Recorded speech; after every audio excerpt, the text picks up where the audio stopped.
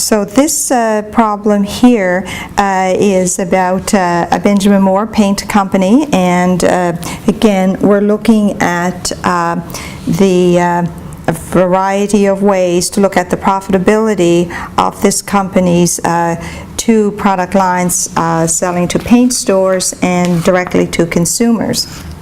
So the first one, again, the return on investment.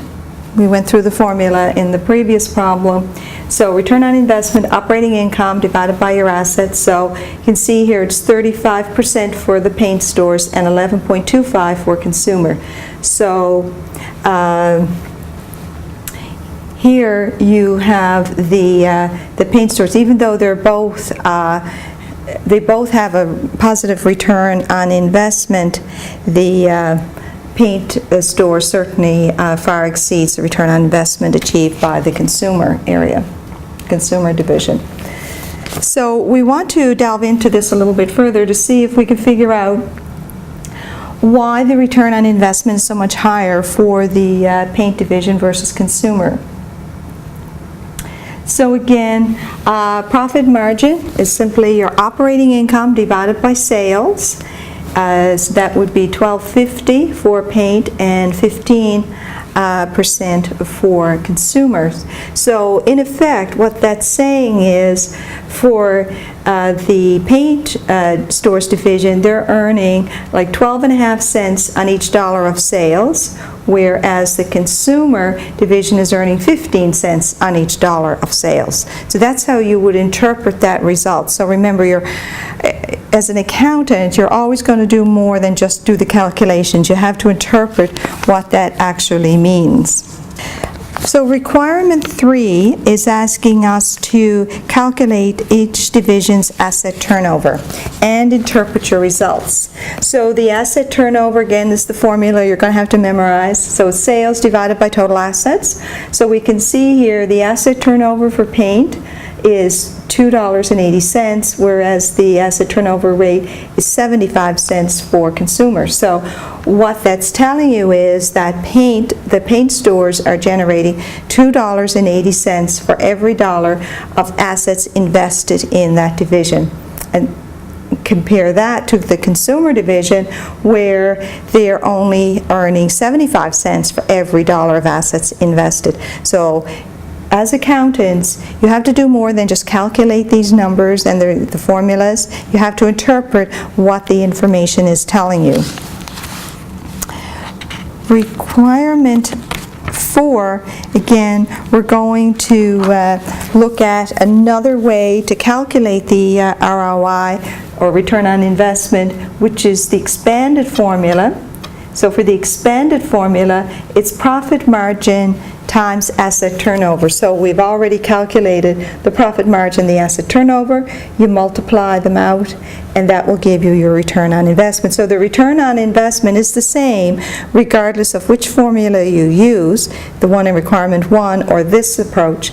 The advantage with this approach is it's giving you a bit more information. So it's telling you why they're getting such a great return on investment, because although the profit margin for the paint stores is lower than for consumers, their efficiency in asset turnover is much greater. So that's why you have the result that you do here with the 35% return on investments for paint versus consumer. So consumer division, yes, you're certainly getting a higher profit margin, but your asset turnover is much lower.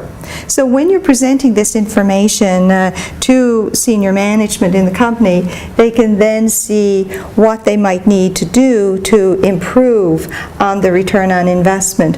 So for the consumer division, if they could get this number up higher, their asset turnover, then of course that would give them a better return on investment.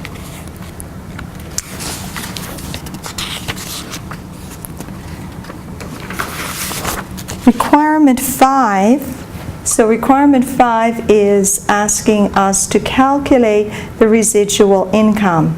So the residual income is again a formula that you're going to have to memorize, and it's the operating income minus the minimum acceptable income. So the minimum acceptable income is whatever the company defines it to be.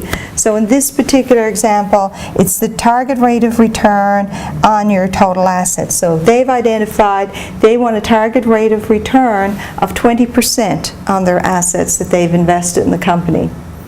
So for the paint stores, their operating income was $490,000, less their target rate of $280,000. So the residual income, in other words, the additional income over and above what they are required to earn, is $210,000. On the other hand, the consumer division, they are showing here a negative residual income. So they're making money. They had an operating income of $180,000, but the problem is the target rate of return that the company wanted the division to have is $320,000.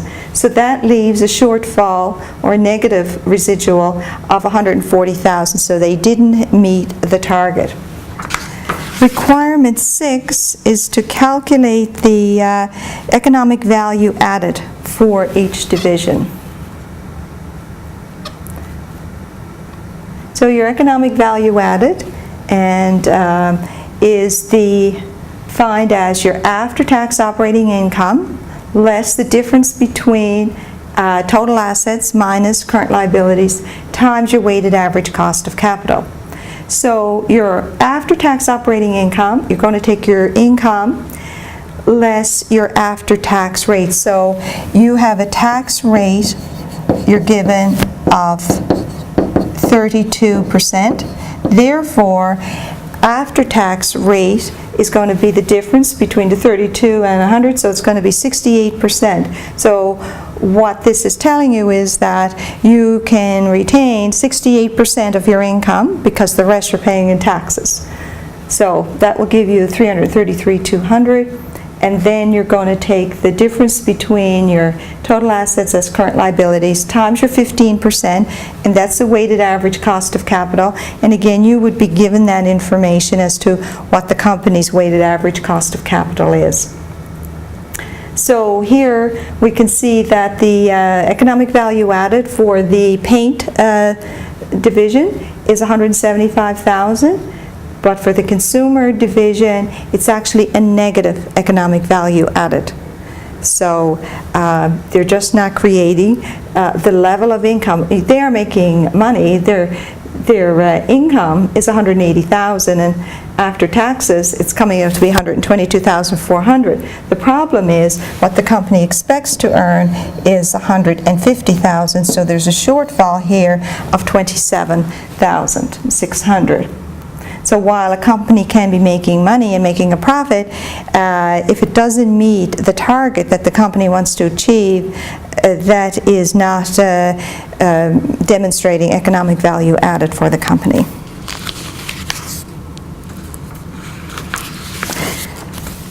So for the remaining sections of this problem, sections 7, 8, 9, 10, and 11, all of these I'm going to leave for you to read on your own, but I do want to stress that you are responsible for the material, and it could certainly be a component on your exam. So this type of analysis in terms of these sections could be something that you would be expected to provide in a response on an exam.